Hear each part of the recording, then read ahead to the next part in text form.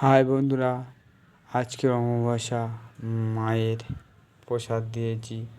আজকে সকালে অমাবস্যা লেগেছে, থাকবে কাল শনিবার পর্যন্ত। সবাই আজকের মায়ের প্রসাদ দিও। আমি সকালে প্রসাদ দিয়েছি, আবার ফের রাতেও দেবো। এখন আপনাদের বলছি যে আপনারা আজকে নিরামিষ খাবেন। বন্ধুরা প্লিজ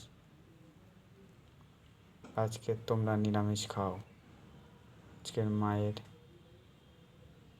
খুব জাগ্রত দিন। অনেক দিন পর আজকের এই অমাবস্যাটা এসেছে।